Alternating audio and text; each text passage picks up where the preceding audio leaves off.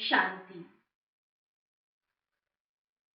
भारत की प्राचीन संस्कृति जिसने इस संसार को बहुत कुछ दिया है, सारा संसार जिसके लिए भारत का ऋणी है और भारत के उन्हीं महान योगदानों में से एक सर्वश्रेष्ठ सहयोग कहे, संसार के लिए योगदान कहे, वह है भारत का प्राचीन योग, जिसे आज सारी दुनिया मान चुकी है।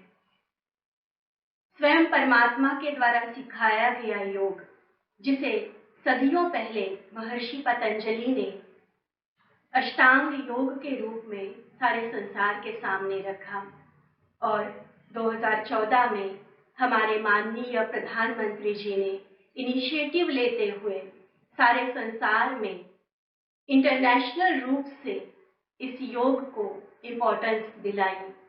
सन 2015 से लेकर 21 जून को हम सभी अंतर्राष्ट्रीय योगा दिवस के रूप में सेलिब्रेट करते आ रहे हैं।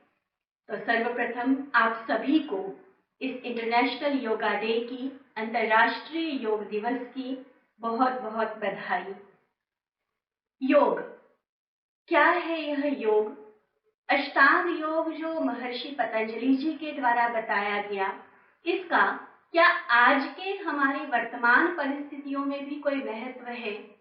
उसका किस तरह से हम लाभ ले सकते हैं? इन्हीं कुछ बातों पर आज हम चर्चा करेंगे। सबसे पहले अगर हम बात करें योग की, तो इस वर्ष की योगा डे की थीम जो गवर्नमेंट के द्वारा पूरे इंटरनेशनल रूप से जिस थीम के साथ सेलिब्रेट किया जा रहा है, वह है yoga at home and yoga with family. और इसमें एक बात मैं और ऐड करना चाहूंगी, योगा फॉर सेल्फ। अपने घर में अपने परिवार के साथ और अपने लिए हमें योग करना है। इस योग को करने के लिए हमें जरूरी नहीं है कि कोई बाहर जाना पड़े। हम अवश्य अपने घर में रहते, अपने परिवार के अपनों के साथ, अपने लिए हम यह योग कर सकते हैं। योग कहा जाता है कि योग जीवन का वह दर्शन है जो मनुष्य को उसकी आत्मा के साथ जोड़ता है। योग एक संस्कृत शब्द है जिसका अर्थ होता है कनेक्शन, जिसका अर्थ होता है संबंध। तो जिस अष्टांग योग की हम बात कर रहे हैं, यह भी उसी कनेक्शन को दृढ़ करता है। यह शरीर का मन के साथ, मन का आत्मा के साथ और आत्मा का परमात्मा के साथ संबंध जोड़ने की हमें विधि सिखाता है। स्टेप बाय स्टेप हम शरीर से मन, मन से आत्मा और आत्मा से परमात्मा की तरफ चलेंगे। अष्टांग योग अलग अलग अंग नहीं है, ये एक स्टेप बाय स्टेप प्रोसेस है जिसमें 8 अंगों को जैसे हम देखते जाएंगे, यह बात हमें बहुत ही स्पष्ट होती चली जाएगी। महर्षि पतंजलि जी ने जो 8 अंग बताए हैं योग के, वह कुछ इस प्रकार हैं। सबसे पहले है यम अर्थात संयम, दूसरा नियम, तीसरा आसन, चौथा प्राणायाम, पांचवा प्रत्याहार, छठा धारणा, सातवां ध्यान और आठवां समाधि। इन 8 अंगों के साथ जब हम योग करेंगे, तब योग के जितने सारे फायदे बताए जाते हैं मानव जीवन में, उन सभी को हम हासिल कर पाएंगे। लेकिन आज योग का जन्मभूमि कहे या योग का जो मूल है हमारा भारत देश, इस योग के 8 अंगों को लेकर हम नहीं चल रहे हैं। और जब सिखाने वाला ही 8 अंगों को नहीं ले रहा है, तो पूरे विश्व भर में भी हम वही नजारा देखते हैं। इन 8 अंगों में से सिर्फ 2 एस्पेक्ट्स को अर्थात आसन और प्राणायाम को विशेष फोकस किया जा रहा है। कुछ जगह पर ध्यान के लिए भी अवश्य ध्यान खिंचवाया जाता है, लेकिन अष्टांग योग अर्थात पूरी तरह से आठों ही एस्पेक्ट्स को लेकर जब हम योग को चलेंगे, तब जीवन में संपूर्ण प्राप्तियां, इसका पूरा फायदा हम पा सकेंगे।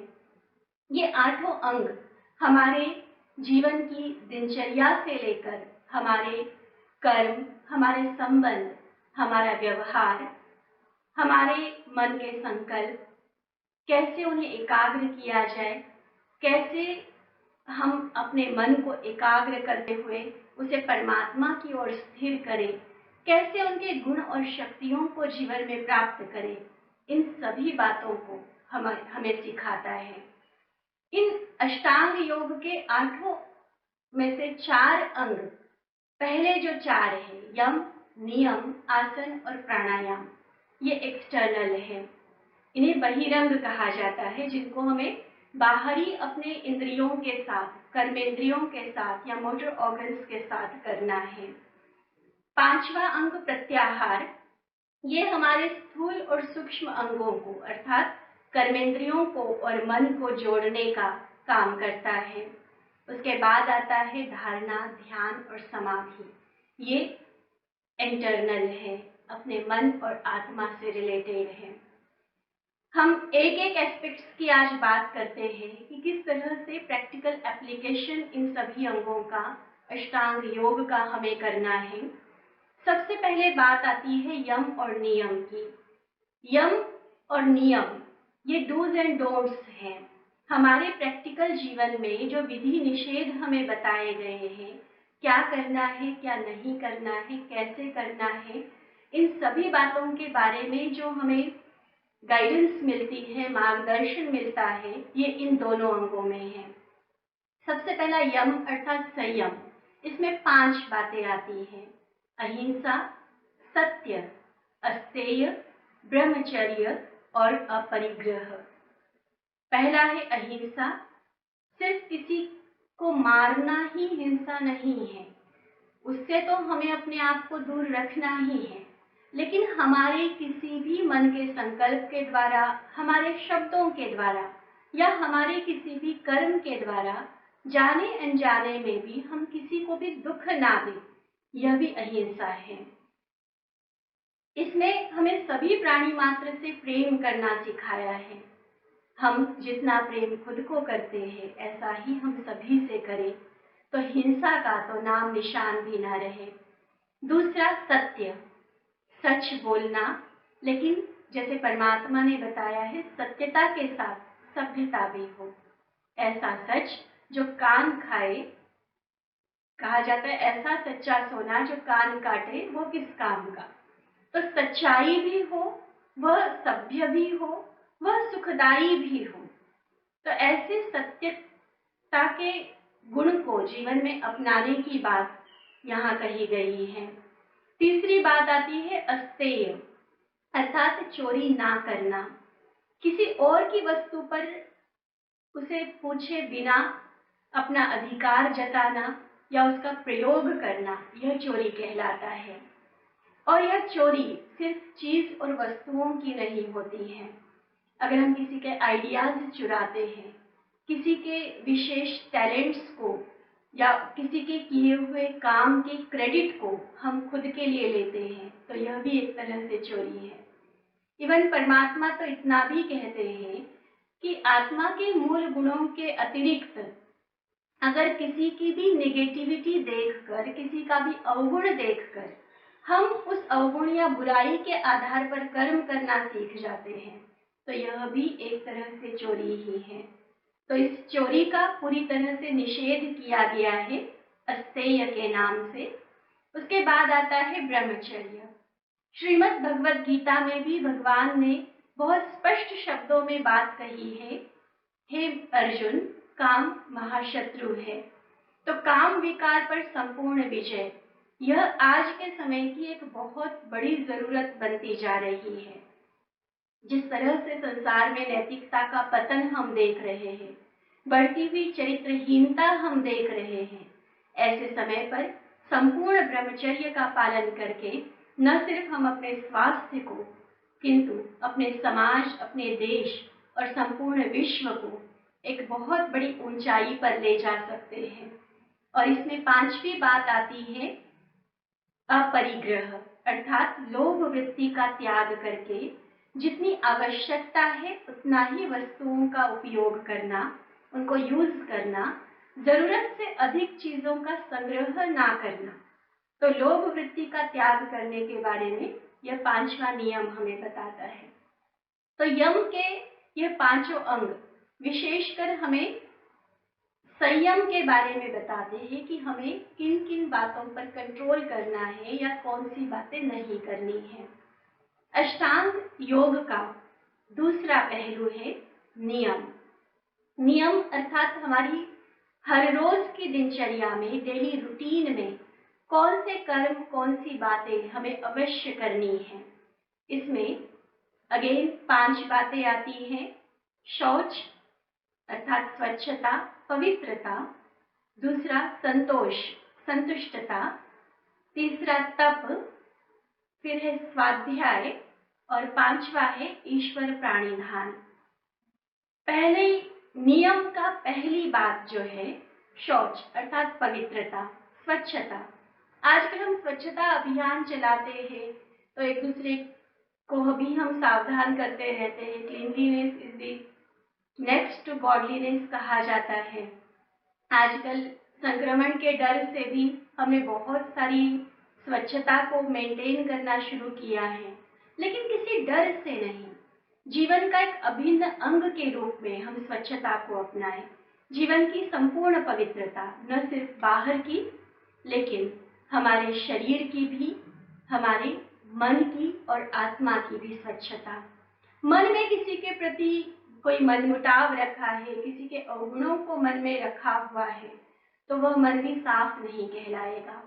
तो अंदर बाहर की सफाई, स्वच्छता, पवित्रता, यह पहला नियम है। दूसरी बात आती है संतोष की। कहा जाता है समय से पहले भाग्य से ज्यादा बोलो किसने पाया। तो कर्म फिलॉसफी के सिद्धांतों पर पूरा विश्वास रखते हुए हम अपने सही कर्म करते चले, श्रेष्ठ कर्म करते चले, उसका फल हमें अवश्य मिलेगा।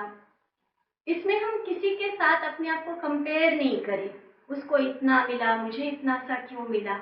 नहीं, जो मिला मुझे अपने कर्मों अनुसार, अपने भाग्य के अनुसार मिला है, उसमें संतुष्ट रहकर अपने कर्मों में कर्मठ होकर हम चलते चले।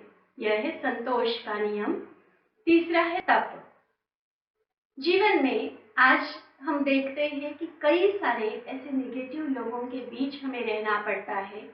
बहुत सारी समस्याएं, बहुत सारे चैलेंजेस हमारे सामने आते हैं, लेकिन ऐसे समय पर भी हम अपने आप को याद कराएं, सोना भी कुंदन वही बनता है जो तपता है। तो हम सहन करना सीखें। अपने सिद्धांतों के लिए, जीवन के उसूलों के लिए अगर हम सहन करते हैं तो वह सहन करना सिर्फ सहना नहीं होता, लेकिन शहंशाह बनना होता है। हम अपने जीवन के और औरों के दिलों के राजा बन सकते हैं जब हम सहन करना सीख जाते हैं। तो किसी भी समस्या के कारण, जीवन की किसी भी विपरीत परिस्थिति के कारण अपने सिद्धांतों के साथ कभी भी हम कॉम्प्रोमाइज नहीं करें। यह तप कहलाता है। चौथा है स्वाध्याय अर्थात सेल्फ स्टडी। इसमें 2 बातें आती है। सेल्फ स्टडी अर्थात एक सेल्फ के बारे में स्टडी। सेल्फ जो कि हम खुद है, अपने आप को समझे, अपनी कमियों और खूबियों को समझे और उसी अनुसार जीवन में हम फैसले करते चले। और दूसरा सेल्फ स्टडी अर्थात सेल्फ प्रोग्रेस के लिए जो बातें पढ़ना और जिनका अध्ययन करना आवश्यक है, ऐसी पॉजिटिव बातों का हम डेली अपने रूटीन में कुछ न कुछ अध्ययन अवश्य करते रहे।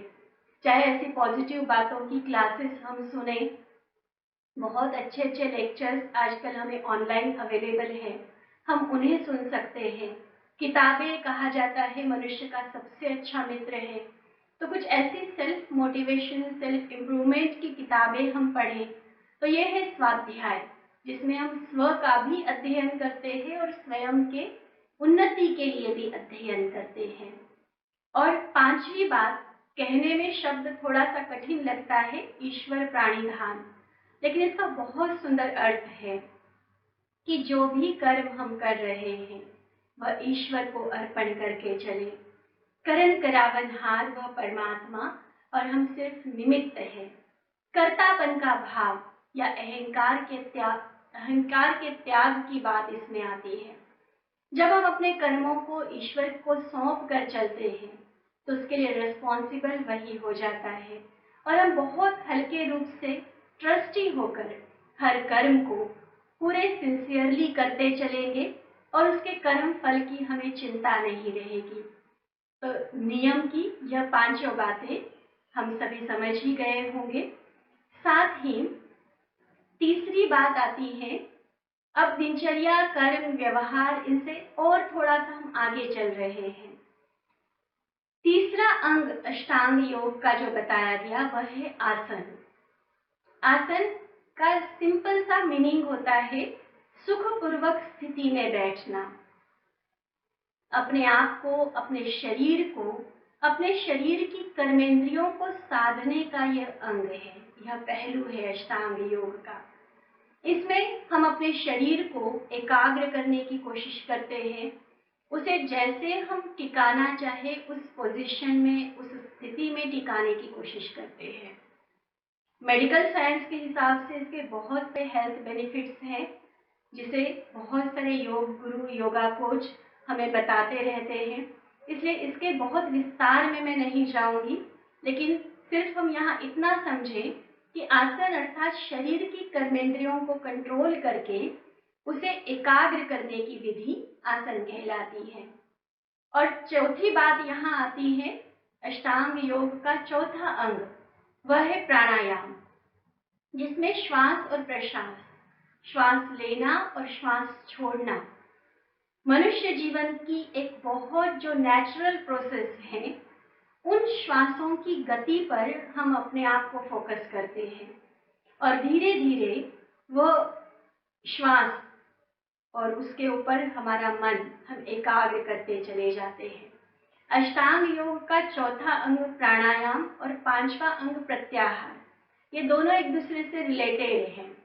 ये इस कॉन्सेप्ट के साथ आते हैं कि अगर हम अपने मन को एकाग्र करना चाहते हैं तो अगर हम सबसे पहले अपने प्राणों को अर्थात श्वासों को एकाग्र करें तो हमें उस मन को एकाग्र करने के लिए बहुत मदद मिलेगी।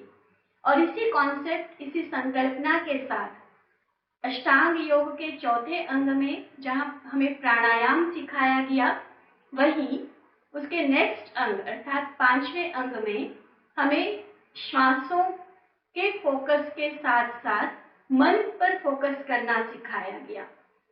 तो प्राणायाम आसन अपने कर्मेंद्रियों को कंट्रोल करने की बात थी। प्राणायाम और थोड़ा सा सूक्ष्मता में आकर हम अपने श्वासों पर ध्यान लगा रहे हैं, श्वासों को कंट्रोल कर रहे हैं।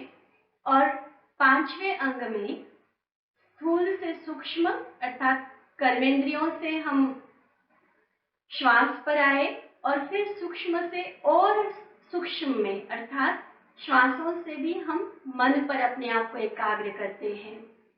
प्राण को एकाग्र करेंगे, श्वासों को एकाग्र करेंगे तो मन एकाग्र होगा, और मन एकाग्र होगा तो हमारे श्वास एकाग्र हो जाएंगे। इस कॉन्सेप्ट के साथ योग का यह पांचवा अंग आता है, जिससे विशेष इसमें लक्ष्य रखा गया है अपने इंद्रियों को जीतने का। और अभी तक जो हमारी यह इंद्रियां बाहर मुखी थी अर्थात हमारी आंखें, हमारे कान, हमारी नाक या जो भी हमारे सेंस ऑर्गन्स हैं, वो बाहर की तरफ ज्यादा अट्रैक्ट थे, बाहर की दुनिया को देख रहे थे, बाहर के जगत में फंसे हुए थे। उनको बाहर से अंतर जगत की ओर लाने का यह प्रयास है, जिसे प्रत्याहार कहा गया है। अष्टांग योग का छठा अंग है धारणा। यहाँ हम और गहराई में चलते हैं, मन को और सूक्ष्म लेवल तक और गहराई लेवल पर डेप्थ में ले जाते हुए हम अपने मन को एक ध्येय अर्थात एक टारगेट, जो कि हम सबके लिए परमात्मा हैं, उन पर अपने मन को एकाग्र करने की कोशिश करते हैं, क्योंकि अभी तक हमारा मन भटकता हुआ रहा था, चंचल था। तो जब हम कोशिश करते हैं उसको एक टिक करने की, एकाग्र करने की, तो एक ही अटेम्प्ट में, एक ही प्रयास में पॉसिबल नहीं हो पाता है। कई बार हम अपने मन को एकाग्र कर पाते हैं, कई बार फिर वो भटक जाता है। कई बार बहुत अच्छे से ऐसे महसूस होगा कि हमने मन को जीत लिया, और कभी लगेगा कि अरे हम तो मन से हार गए। तो यह मन के साथ जो हार जीत का खेल चलता है, कभी एकाग्र कभी भटकती हुई जो मन की स्थिति होती है, लेकिन इतना सब कुछ होने के बावजूद भी फिर भी लगातार प्रयास है, दृढ़ता के साथ कोशिश है कि नहीं, मुझे मन को एकाग्र करना है। भले वो कितनी बार बाहर भटक रहा है, फिर उसको वापस लाना है, फिर उसे एकाग्र करना है। तो ये जो कंटिन्यूअस एफर्ट है मन को एकाग्र करने का, अपने ध्येय, अपने गोल पर टिकाने का, इसे धारणा कहा गया है। और इसी धारणा का नेक्स्ट स्टेप आती है ध्यान। जब हमारा मन टिकना शुरू हो जाता है, बहुत लंबे समय तक हम अपने आप को फोकस कर पाते हैं अपने ध्येय अर्थात परमप्रिय परमात्मा की तरफ। उस पर मन को एकाग्र करते हुए धीरे धीरे हम उसके गुणों को, उनके शक्तियों को, उनके असीम प्रेम को महसूस करने लगते हैं। ध्यान एक ऐसी स्टेज है जहाँ पर हम आत्मा और परमात्मा को महसूस कर पाते हैं, अपना संबंध परमात्मा पिता के साथ अनुभव कर पाते हैं, उनके गुणों के, उनके शक्तियों के प्रवाह को खुद के अंदर बहता हुआ महसूस कर पाते हैं। तो बहुत सुंदर विधि है ध्यान की, जिसे हम मेडिटेशन भी कहते हैं। और यही मेडिटेशन हमें योग के अंतिम अंग अर्थात समाधि की ओर ले जाता है। बहुत सुंदर शब्द है समाधि, जो अपने आप में बहुत क्लियर है। सम अर्थात समान। यहाँ समाधि में हम अपने ध्येय अर्थात जो हमारा गोल है, जिस पर अभी तक हम अपने मन को एकाग्र कर रहे थे, उसके समान बन जाते हैं। कई बार यहाँ पर कईयों की यह भ्रांति आती है कि शायद हम परमात्मा में मिल जाएंगे, लेकिन ऐसा नहीं है। आत्मा और परमात्मा दोनों ही अविनाशी सत्ताएं हैं। परमात्मा में लीन होने की बात नहीं है समाधि अर्थात, लेकिन समाधि अर्थात परमात्मा के समान गुण हमारे जीवन से दिखाई दे, क्योंकि हम उनके बच्चे हैं। कहा जाता है सन शोज फादर। तो हम जो परमात्मा की रचना, परमात्मा की क्रिएशन है, हमारे प्रैक्टिकल जीवन से परमात्मा के वह प्रेम के, क्षमा के, दया के, कल्याण के संस्कार दिखाई दे, उसके समान हम गुणों और कर्तव्यों में बन जाए, इसे कहा जाता है समाधि। और समाधि का एक और बहुत सुंदर अर्थ है सम आदि।